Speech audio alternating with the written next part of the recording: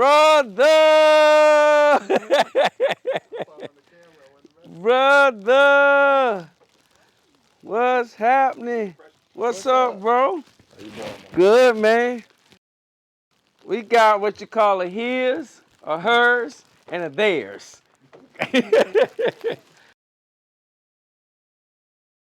This was a family that I seen come from a one-bedroom studio. I seen miracles happen for this family, and so we want to bring you in. They are allowing us to come into their home and hear their testimony. Y'all ready? Lead us. So today I am so excited to be in the home of the battle. Yes. So I'm excited to get this started. So listen, I met this lovely couple about 3-4 years ago, maybe. I just wanted to get this out on video of their powerful testimony of their life. So today we are here with the Battles, Chris and Tori. Welcome. Thank you, sir. Thank you for having us. And Mr.Shuck. Shout out. So I heard that you are originally from Ohio. Right. Okay, and you are from the big little city, Hinesville, Georgia. H-Town, the original H-Town. Yes, sir. Yes, sir. So tell me, how did y'all meet? You want the real story? I want the real story. That part first. So we met first. I caught eyes on him. He didn't know it. Well, I was in the Starbucks line, and then I think the first right, just a little bit. So the first time he met me he was playing basketball. Okay. Yeah, and I had a friend that I pushed to see if he would let us come over to his house after we went bowling. It's been a strike ever since. Yeah, we never stopped hanging out since that night. Okay. So the real story is, now that's about right. We met in college. I was 21 and I saw this fine tenderoni freshman. What? And I was like, fresh meat. Yes. I was like, okay, shawty. But she had to come talk to me first. Okay. Because seniors can't be talking to freshmen. But man, she was just the sweetest woman alive. And when I got to meet her, I thought it was the most amazing person that I had met most recently. So, okay. It was college. What? So I almost fell in love all over. So Chris, was it love at first sight? Ooh. Or was it No. just at first sight? No, it was neither. He actually, I remember him verbatimly telling me in the car, he looked at me, he said, I just want you to know, I don't want anything serious. So if someone tries to pursue you, don't feel like you have to hold back because of me. The worst thing I could ever say. So it was definitely not love, for sure. Hey, bro. At all. If you ever want to mentally kill yourself, say those words. Say those words to the woman that you will Hey, loving, man. what they say now? Say less, bro. Right. Right. So y'all meet, y'all start kicking it, So tell me what happened after that. Where were y'all? Where did all this take place? We were in Savannah. We were just honestly college students living the college life. Okay. Life was very basic, very simple. Okay. I can tell you what we did every day: school, basketball, eating pizza, playing video games, repeat. So that was like love and basketball in the movie. Basically. Well, I mean, she wasn't playing. Yeah, that was him. She was working. I worked. He didn't work. I got you. He was not a worker, and I used to wonder, how do you and your brother buy stuff? How do y'all even afford your rent? Y'all don't have jobs. What is going on here? So she secretly thought I didn't know what was a drug dealer. Okay, she thought she was a D-boy. No. Oh. I thought they had parents that loved them. Okay. Our parents love me, but they don't love us like that. I was actually part-time in the military at the time. Okay. And so I was getting weekend pay and a stipend for being in school. So gotcha. I had a little bit of money stored up. And so we just lived the college life. I feel you. So were either two of you guys saved at the time? No. I was saved. Well, You yeah, saved. but I didn't know I was a it. saved heathen. I was a backslider. Come on now. Yeah.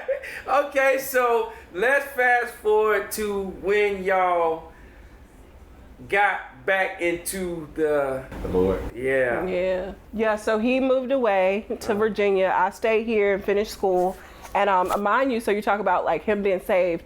We never talked about the Lord. Like the Lord didn't. I don't remember one conversation where he was ever brought up. So the whole saved and unsaved, like that wasn't even lingo that I carried. But one time he came to visit me, and I was just random. I always say it was the beckoning of the Lord, just calling out, like crying out for us to come to him. But I looked at him, I said, hey, our relationship like is good, but I feel like it's missing God. Right. And I didn't even know what I was saying when I was saying it. And maybe he did, but I didn't know what I was saying. So mind you, we're like in this network marketing business with these amazing people, and they're taking us to different cities. And so we were in LA, and this young girl invited us to her church. And mind you, as she's inviting us, in my brain, I'm thinking, I've never met a young person that was excited about going to church. Right. So like, I'm gonna check it out when I come back to Savannah. Yeah, I called him and was like, you have to check out this church. Which mind you, when I went to the church, they were literally like dancing in a circle. It shouldn't have been anything I was excited about, like at all. So I knew it was just the Lord, like even giving me the desire to want to come back again. And then we go to this other event in Cincinnati. And this was with Danny Johnson, which is not a Christian event at all. It's like she's like a leadership training person. I heard of her. Yeah, she's really well known. And so then she says, hey, if you really want to know how I got successful, come to this meeting that I'm having at 7:00. And Lord, everybody in. Right. Yeah. We want the secrets. Yeah. So we go to this meeting, and literally Holy Ghost party. absolutely, but not even like she's turning on worship and, it's not like church, but she starts testifying just about her journey, about her depression, about all the things and how her encounter with the Lord.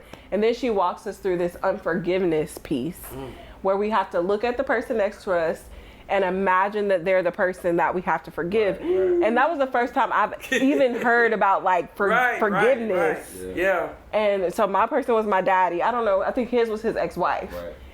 And we just broke. We were like crying babies. Like it was just so even the people we went with. Yeah. We're having an encounter. And so we're in the car and we're just quiet. Like after we leave this event, because we just don't even know what happened. Yeah. Like we might want to get our lives right with God. Yeah. Right. And so that's kind of how it started. And then we came back and we went to the church, and that church, which is Kingdom Life Ministries, we go into their office and Gene has a picture with Danny Johnson. Wow. And so it was just like one of those things where at that point we just start sitting under their teaching and really learning, honestly, like the foundations of what it takes, I believe, to be a believer. And so he was already saved. So he, pretty much rededicated his life, I guess. And for me, like I went to one service, and before when we were at home getting dressed, I said, Chris, I'm giving my life to the Lord. I just know it. You just knew. I just knew. And wow. Yeah, it's kind of, that's how it went from there. So I gotta know, when y'all started Kingdom Life Ministries, how was you guys credited? Let's talk about that. Our credit? Yeah. Like, was it good? Was it bad? Just like our credibility or no, with money? Credit. Yeah, like credit to buy stuff. Like actually, mine wasn't too bad. Yeah, okay. His was I was doing pretty good. Yeah. Because I had already been in the military at the time. I had a little bit of history, but it wasn't good enough to really make any major purchases. Gotcha. I would say you probably didn't have. Yeah, I mean, mine was pretty okay. I had like a couple credit cards, so it was actually okay. Gotcha. But then it's for us. We came in, we actually had some stuff under our belt, but then everything just like started to crash. Ooh. Yeah. And I started taking a class with the church, which was Dave Ramsey. So I got on this super high about like no debt. So I like cut up all my credit cards. I was like, I'm done. I started paying credit cards off. But then like he kind of lost it all, like just everything, which we were talking about this yesterday, and you can repeat what you said, but basically like you felt like the Lord, like you had to get to that place to know how it felt. Right, for sure. I think any person who truly wants to walk with God has to know certain areas and levels of humility. Yes. And if you're going to do anything with people, you have to be relatable in a sense. It's not like it's unnecessary, and it's not like it's necessary, but it's both unnecessary and necessary for us to be effective in the kingdom. Right. And I felt like, although it sucked really bad, it was terrible. We learned so much in what we didn't have versus what we did have. Oh yeah. And now being on the opposite side, I don't know if we'll ever get to that. We're thankful for those times. Because we grew substantially. And God, because He's all we had. And it wasn't like we could lean on our credit card. It was like we couldn't lean on a paycheck. All we could really do was lean on Him. And so for me, that was the most powerful time of my life because we saw what God could do if you gave your life to Him. You in the ministry. Okay. You working, doing little odd end jobs, Definitely and then odd end jobs. Bam! You was like, I'm gonna start cutting grass. Right. Well, I'll tell you the truth. Talk to me, bro. A year before I actually started cutting grass, I had like this aha epiphany because I was trying to get my real estate license. Right. And I kept failing the national exam over and over. I said, man, I gotta figure out how to make some money. And my mom was like, if I do real estate, in my mind, now I know this was God, if I do real estate, I might need to combo it with something. Right. I should combo it with like cutting grass, landscaping. And I threw the idea out to a couple people, and people were like, no, you don't need to be cutting grass. Like, right. For a lot of people, that's not like a very notable career. But I just saw it was going to work really well with real estate. Yeah. And so I borrowed my mom's push mower. Okay. And all her electric tools. Okay. Electric. Hold on. The electric tools. I had like 4 extension cords. I had edges that didn't work. Yeah. But it's so funny. I was going out messing up people's lawns and tearing stuff up, and I thought I was doing my thing. Yeah. I was starting something, man, and it was sweet. You cutting grass. I'm cutting grass, man. And so the Lord's hand is really on it. And so tell us now, bring us up to the now about cutting grass. Well, when I initially, this is why the Bible says, do not despise small beginnings, because the vision I had for it was very simple when I first got started. It was to cut grass, to basically take care of myself. We had no money. I mean, we were like poor. We were in like poverty state. And so I was like, man, $50 would go so long when you don't got a lot of money. So I just did the basics. Cut, mow, edge, blow, that kind of thing. And, I learned through entrepreneurship, through landscaping, about being diligent and learning how to be on time and keeping your word and all these different things. And my character was being developed. And because my character is being developed, I saw things start to grow, start to change. And I know a lot of people think about overnight success. They see people come out of nowhere, but they don't really see the stages. They see the story, but they see the glory. But they don't know the story. They don't know the story. And many times I found myself getting down because I was like, man, it's taking too long to get to where I feel like I should be. And, just to fast forward, where I thought I should have been to have made it, we have far exceeded that. Yes. Come on, somebody. Talk to me. And in that time, a lot of times we put unnecessary pressure on ourselves to be something, to be somebody. And God is saying, just be. Because when you're with Him, that's all you'll ever need. And so I had to learn that through this process. Because I was like, man, I can't even take my wife out on a dinner date. We barely could, afford our lights. Those kind of things. And as I processed through my character being changed and developed, there were times where we didn't have money for gas. And now everybody knows the gas rates. I can just go to a pump and say, thank you, Lord, that I can fill up my truck. Come on now. And so to me, I mean, even though we're doing, I could even say 100 times better than what we were before, the process weighs and far exceeds the monetary value of what we're making now. Gotcha. And I'm thankful for that process. So where were y'all living doing all this? The poverty state? For a few different places. We went from, I guess when we first got married, I had a roommate, but after we got married, she moved out, he moved in. Townhome. It was like a little townhouse. Then we moved to an apartment. Got evicted. Yes, we got evicted because just couldn't afford it. And then, for some reason, I was like, Chris, we got an eviction. We ain't gonna be able to go nowhere. Like, what are we gonna do? And it just came in my heart, like, ask Gene, can you stay in the carriage house? Okay. And I never forget when I just sat down with him. I was like, Gene, you know, is it okay if we move in the carriage house? Blah, blah, blah. He was like, you sure you want to do that? Because explain, tell the people about the carriage house, like the size of it. Right. And in it's very small. It's like a little studio, probably compared to, It's just a little bit about the size of this room.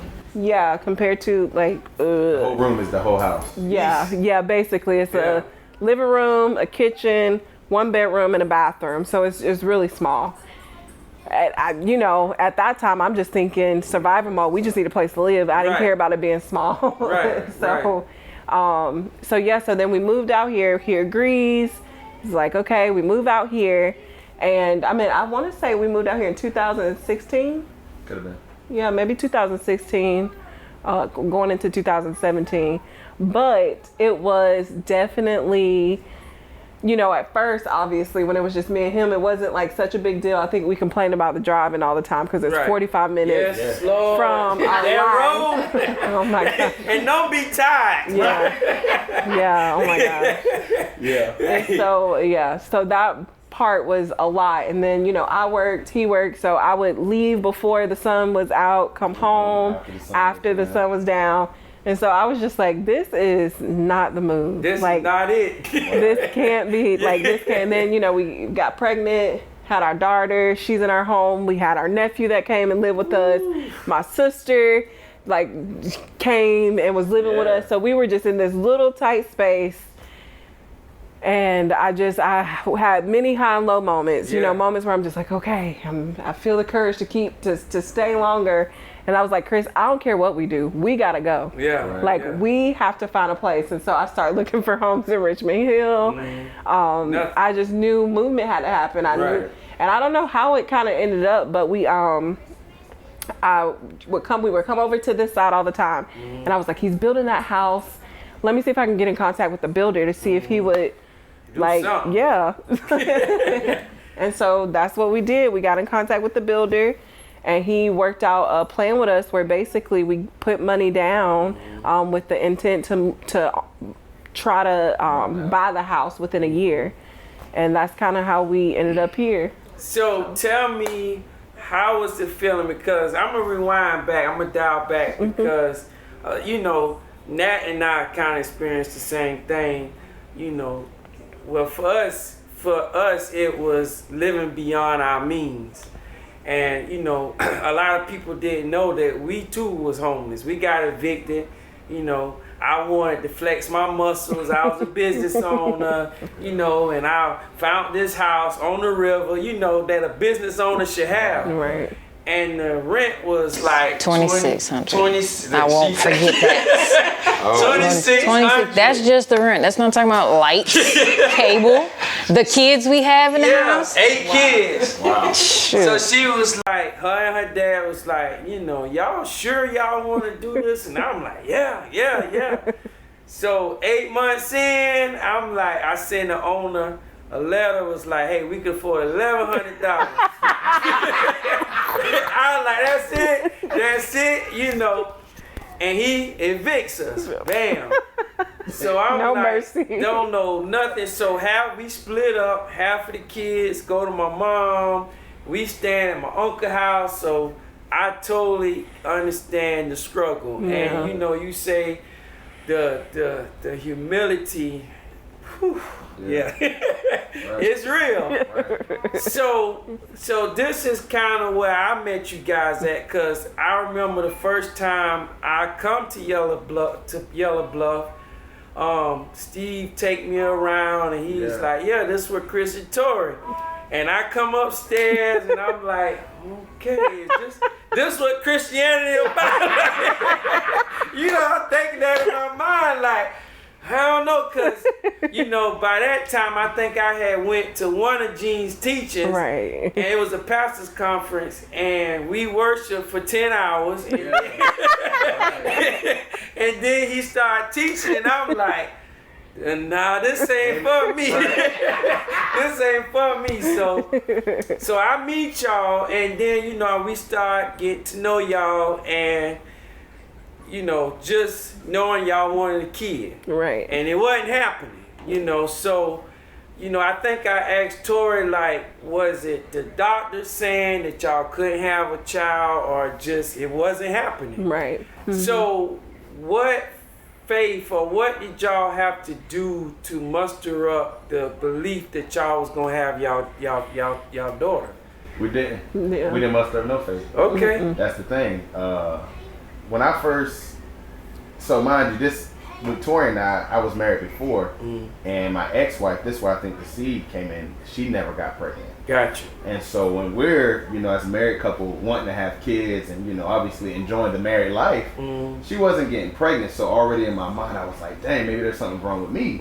And so I would go to my doctor and I'd be like, hey man, I think I need to be checked, like fertility. And he would literally look at me and be like, how old are you? And I'd be like, yeah, you know, I'm 26, I'm 27. Yeah. And he's like, you don't need to worry about that right now. Gotcha. And he was, and I mean, to my knowledge, I can't speak on his faith. Yeah. But I don't think he was a Christian. I think he was straight science. Right. It was Right. just like, you still young. They would still ask you like personal questions like, can you still get an erection when you wake up in the morning? Right. Stuff like that. He said, Right. if all those things are working, you don't got to worry about The engine's that. still going. Right, it's still going. And he said, you're young.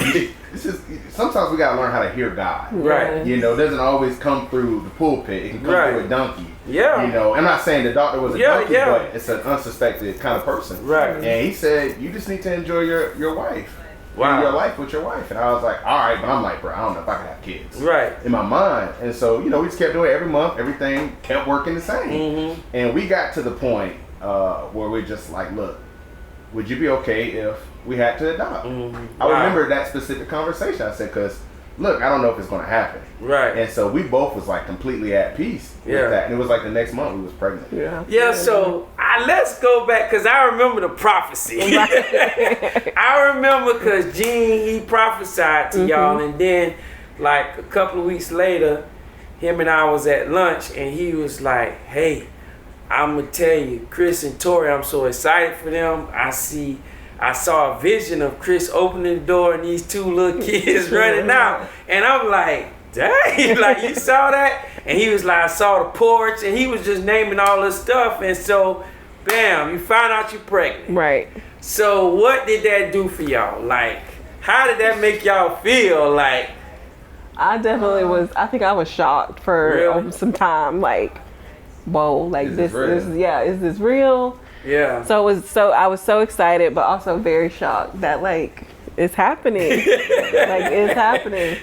So I mean, for coming me, for you. I was absolutely excited, but also shocked.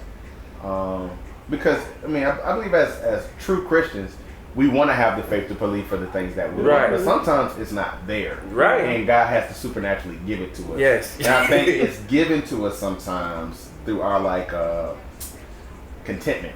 Gotcha. And so when we had contentment for whatever circumstance the Lord was going to give us, He granted that desire. Yeah. And so once we were pregnant, the faith was there that we were going to have a child. Gotcha. We didn't falter on like, are we going to lose this baby? You know, those kind Yeah. of things. Right. It just, all right. You just knew it. It's just going to happen. Yeah. And I was just like, wow, I'm going to be a dad. Yeah. So we really stepped into the enjoyment and the excitement Yeah. of being parents. Yeah. And that totally increased my faith. Gotcha. But that's not the end of the story, you know, because we went some time without being pregnant again. Gotcha. And that's I fell right back like, damn, well maybe it was just a fluke. Yeah. It just happened. Maybe the Lord just made it. It was just the one that made it. And it's funny how our minds can work that Oh, way. yeah. You know, Oh, we yeah. can reason ourselves out of the faith that God has given us because of circumstance. And we got to the same conversation again. I said, okay, babe, I think we might have to adopt. Oh, It had yeah. to be like the next week. She was pregnant. Oh, You know, gosh. I just find it funny. Yeah. So you know what word works now. Right. And I just think we gotta adopt. I'm like, are you gonna believe now that you can have children? That you surely can have children. Right, that's for sure. But you know, trauma and stuff is real. Bad It is, seeds yeah, are real, yeah, and they yeah. always try to sprout back up in your mind. And Yeah. having our little girl Madison, and now having another little girl. Yes. I'm So what's the name gonna be? Malia. Malia. Okay. Yeah, and I think for me, parenthood is the greatest gift outside of marriage that God can give you. Yes.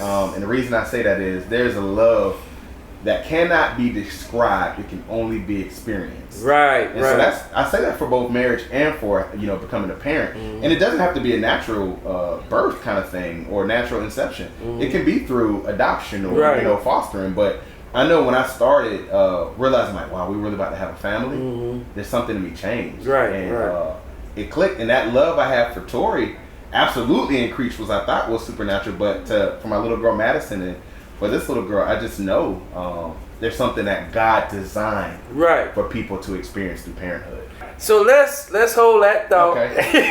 Gotcha. And after this brief intermission, we'll be right back. Subscribe to my daddy's YouTube channel, 'cause it is so cool. It is COOL. Subscribe to my daddy's YouTube channel. Alright, so getting back to the kid situation, what I admire about you two is like what I was previously saying. You were how old when you had Zaki? 18. You was 18 and I was 19. And so, honestly speaking, for me, I didn't appreciate kids. I was just a baby dad. Pay child support, and you get your kid, and back then it was cool. You dress your kid like you, and you get hand claps for that. So and for you guys, you was mature in life when you had your first. So that I know the enjoyment level and the appreciation was greater for you guys. Yeah, we probably still gonna dress Madison like Tori to get those hand claps. I tell you, even though we were a little bit older, it was still like we were kids having kids, because I'm the youngest in my family, so I don't know what it's like to be around kids or babies. Because I was the baby. Right. You know what I mean? So Tori was the oldest, so this was very familiar to her. So it was such a jump for me. I was way behind the curve. Gotcha. And so I appreciate my parents more, because if Madison's anything like how I was, gotcha. And I love my daughter. Yeah. She's just a different child. But she's a spitting image of me. I know she's got to be, but I felt like I could have been 18, 19. Gotcha. Because I didn't know what it was like, being around kids or being around a baby growing up. So yeah, that's for sure. So back to the living situation. So when I met y'all, was in the studio, and then y'all have Maddie, and then the nephew come, and then the sister, and I'm like, that's a miracle. That's a miracle. right. And so you say y'all believing for a house, like Lord, like, and I remember this stage, and in the process, like, we gotta move. I just remember Chris was like, look, we gotta move. And so y'all find the house, y'all work out the deal. Chris excited, you excited. Chris called me, basically it's like, bro, I'm gonna put all the furniture in the car.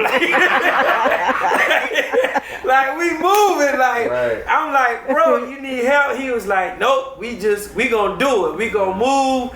And I remember you buying stuff, you looking online, buying stuff, and I'm like, and this, I think like we both kind of moved in our houses at the same time, and we walk in, I'm like, dang, like she put this together. Like you go to our house, we got a big area with an apartment mat.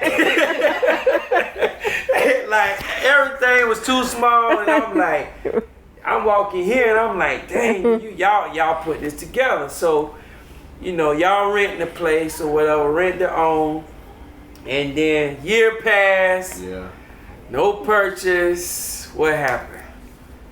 This is kind of a soft topic for me. Yeah, that's all right. I can't. It's no big deal. I mean, things didn't play out the way we thought they would. We was working on our credit. My income was changing. It was going up. And it just seemed like nothing would land. And we didn't get far enough in the process, and things just kept getting delayed and delayed. And I'm just like, something is off here, but I had no control because I had no knowledge. Gotcha. I didn't know, and when I say control, meaning like I didn't know how to maneuver. Right. I didn't know how to navigate the situation because I'm dependent upon everybody else's knowledge on how we're going to move forward. And so we just kind of relaxed on it until like we ain't got kicked out. Yeah, just chill. We pay our rent on time, so Right. we're hoping like we're gonna be able to still work this deal. We still had hope for it, but it was a gloomy day in April, Yeah. and we had got a letter basically saying if you don't close in 10 days, the price of this home is going to change. It went up like $100,000, and that's when we got to working. What we got to do? What we got to do? Right. It woke y'all up. Right, Sure for did. Especially and it was right when the market was kind of hot, so it was almost like, dang, we're gonna miss an amazing deal because we know we're gonna have such great equity in the home. Right. And once that letter came, I kind of just sat on it. I didn't make any adverse moves. I didn't try to negotiate my way in or out of it. I just said, I asked the owner, I said, hey man, is there any way you can give us more than 10 days? And when he told me, hey, I've given you pretty much enough time, I just, all right, we got to work with that. And so that's when we, obviously we were praying for the home already, but we were asking God, all right, is this really our home? Right. We ran into so many different stops, barriers. It's almost as like, I don't know if this is for us. Right. Maybe you're stopping this Right. from happening. And so, even though it was frustrating, we had to come to a place where we're like, hey, if this is our home, we're going to get it. Right. Not. And then, we call a lot of our mentors, especially Jen's like, hey man, how can you help us out?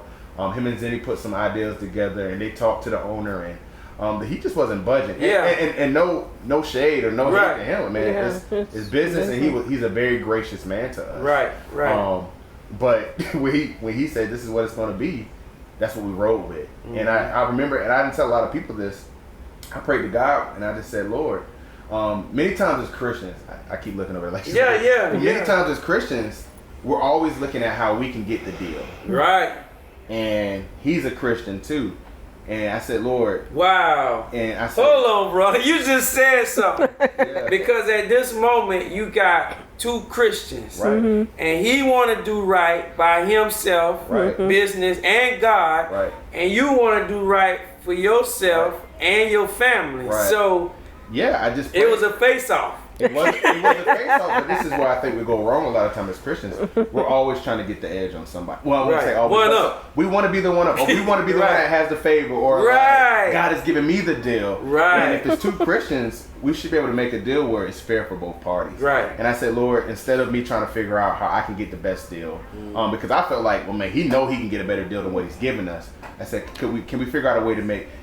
I didn't say can we figure out a way. I said, Lord, let's make it where it's fair for both parties. Come on. And that's when I felt like things started to change. I said, if it's going to be fair for us and him as both Christians, both your sons, then it's going to work out. Right. And see, that's something that the world needs to hear, because that is a thing. Yeah. Like, I'm guilty because I'm feeling like, okay, God, you favor me. Like, let everything roll good on my path. But looking at the other party, like, how do they feel? And you saying that, because I can remember, like, our first conversation about it once you guys got the letter. I'm like, dang.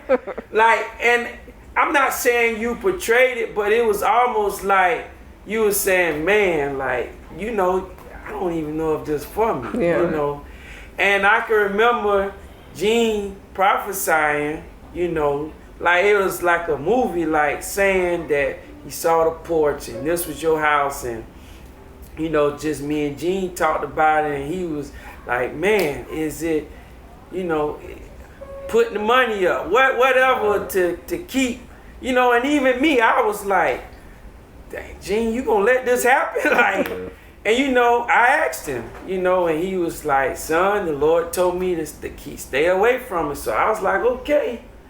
And so then, as time progressed, I talked to Holly. I try to, just keep the momentum, far as I could. And to be honest, I even was thinking like, man, how can I do this? Like, I'm checking my account, like, can I really do this? And I'm like, nah. Can I? Because when you family, I think that's a natural instinct. Yeah, absolutely. Because you guys deserve this. And so, so time went on, and we didn't hear nothing about it. Yeah. And then Holly the mortgage, we talked just nonchalantly, and she was like, I don't know, I don't know. And then you was calling me like, bro, like, what is she saying? Like I need to know something, And so we get the phone call. Yes. Come on now. I know, that was awesome. And like, I'm like, this God is gonna be a miracle. Yeah. Like, for the record, what camera we looking at? Zoom in on this. This was not man-made. This was a position that my brother and my sister was put in, that they could only know, that everybody knew that it was nobody but God. Yeah. Tell us what happened.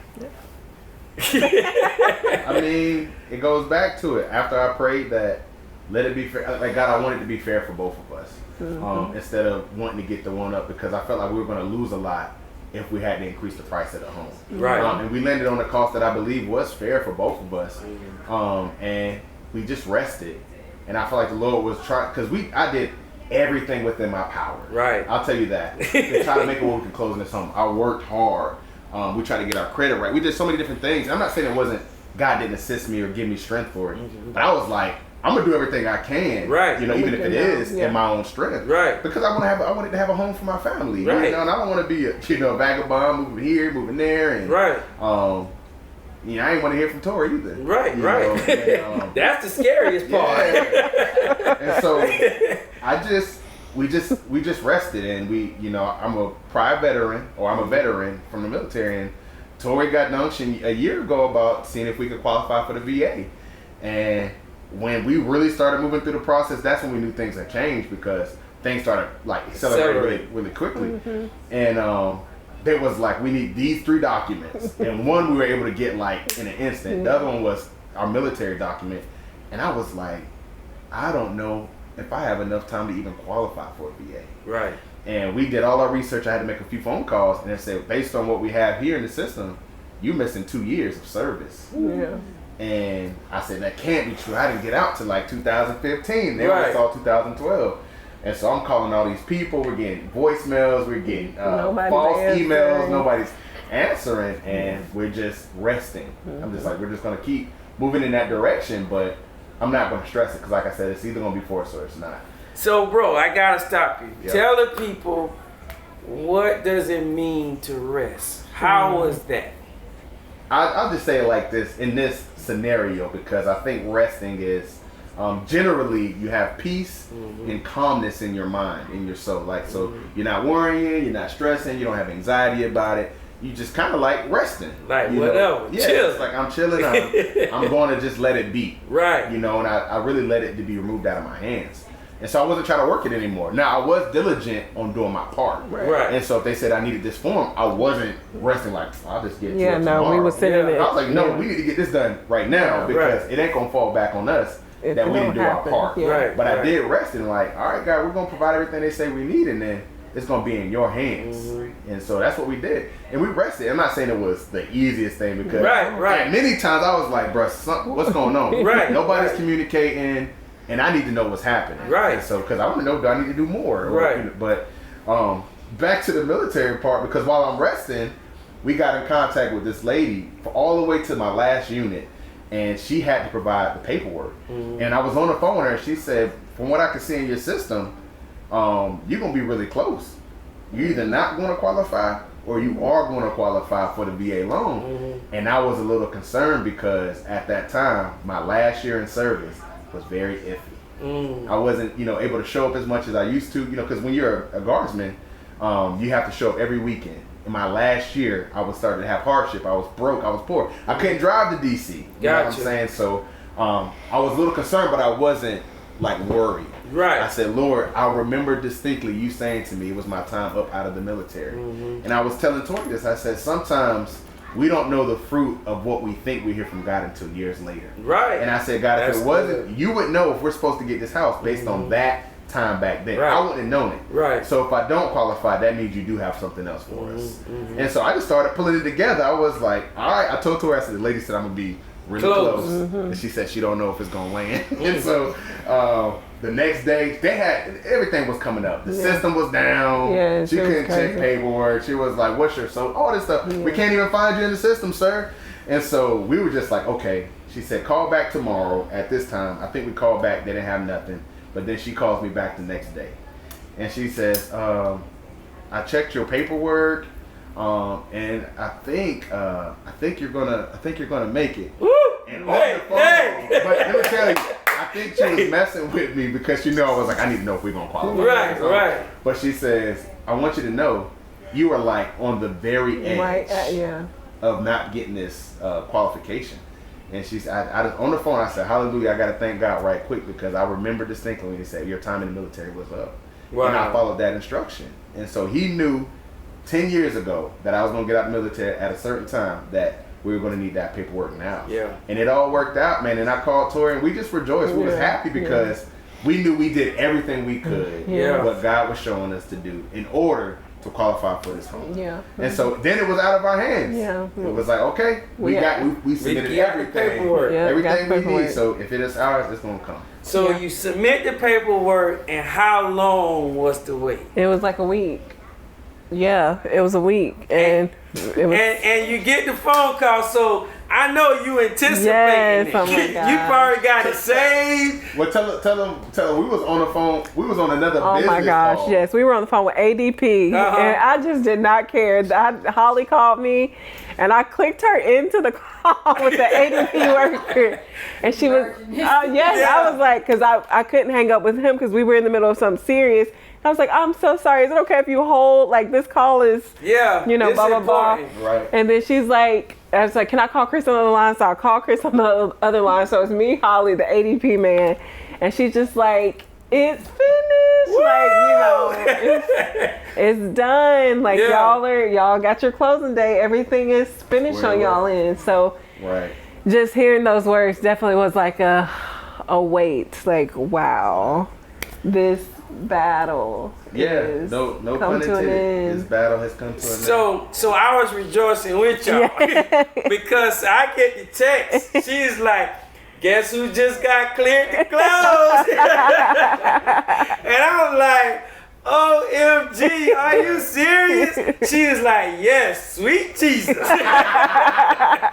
So she was the best. She was literally like the best lender we could have ever had. Yeah. So like that was awesome because like I feel like, like how God commingled us together. Yeah. Because he sent you to Brunswick. Right, I know. And like we was just all there, like, it was such an easy flow. Right. And so like I was just like, yes. Yeah, he works things together. Because nobody in Savannah even got y'all to prove it. Bam, the Lord sent the perfect yes. I mean, she is awesome. We love her. She Shout out is. to Holly. Holly White. Yes. I told Holly when we started investing in real estate, she's gonna be the person I always go to. Real, man. She's She amazing. real. Yep. She reminds me of Rebecca King. Yeah. I'm not familiar with you. Yeah. So, in our closing, y'all, tell us, what would you tell the next young couple that's coming up with a similar story? Like, what would be your takeaway? You first. What would be your takeaway? Man, I guess I would say, like, what do you mean my takeaway from, like, this experience? Like, what would you tell them, through it all? What advice would you give them? The first thing that comes to my mind, and I think I always say this, is like, find you a cloud of witnesses. Yes. Find your people. Because I truly believe that all mattered for us. Every person that God has put in our life has played a intricate role in where we are today. Gotcha.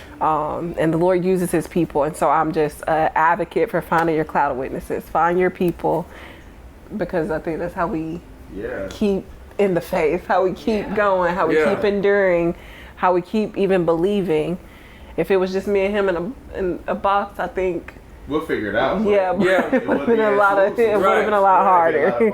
Yeah. Sometimes trial and error, but So I'm thankful.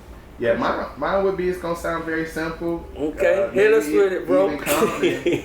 I would just say live for God. Yeah. And I think when you live for God, I'm not saying live for God so He'll live for you. Right. Christ already lived and died for us. Right. But I'm saying live for God because when you live for God, your life is truly in His hands. Yes. And so, however the chips may fall, you know that you have a good Father who's going to take care of you. Yes. And that's the place we got to get is really trusting Him. Man. He's going to take care of us. Yeah. Trust so Him. regardless if we had got the house, and I know we love the house, and it's not greater than our faith, our love for God. Right. Because we could have lost it. Yeah. And we still love Him. We Right. say, God, you're going to have something for us. Yeah. And so that would be mine. That is so good, y'all. I just want to thank y'all.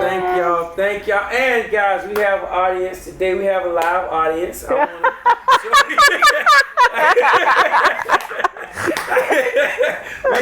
This is a live recording with the live audience.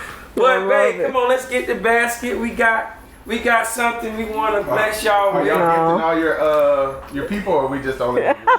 No, we gifting this to y'all. No, do y'all gift all your people, or Y'all the first. Yeah. This is what you call for him, for her, and for them. Can we open it? Yeah, open it up. Open it up. And it's a house kind of housewarming-ish. Okay. You know, Thank you. little style. We love gifts over here. For Malia. For Malia, the new baby. Yeah. I might use that blanket too. Bro, everybody know a man need a good pair of Good old pair of work socks. Good old pair. I'll be using these. Just on the tank top for mama. Okay. Got you some drawers and all. Hey, I'm with it. You know, I won't get them for myself. Bruh, this is it. Yes, sir. Yes, sir. T-shirt. I'll be wearing this tonight and tomorrow. Okay, let's go. You know, this is a hot commodity. Yes, sir. You gotta get the toilet. Yes, sir. Yes, sir. And it's gotta be snow salt. Yes. That's for your mom. Lord have mercy. Who's that for, Madison? That she gonna grow into it. She has pants for Wiley. And that's what my other pants will be. Yeah, she got some for Wiley. Okay. But they're bigger. Little set. Okay. Thank y'all. Who's that go to the bath? What's up? Who's gonna get the bath together? What What y'all trying to say? That's for them. Everybody That's for them. I said his, hers, and them. Okay, got it. Yeah. Yeah, so don't nobody know about that comment. Yes, sir. Yes, sir. Talking about real. music tonight. That's that extra heavy duty. Yes, sir. I love it. Thank y'all. All right, y'all. Yeah. Thank you for this. Appreciate it. Thanks for having us.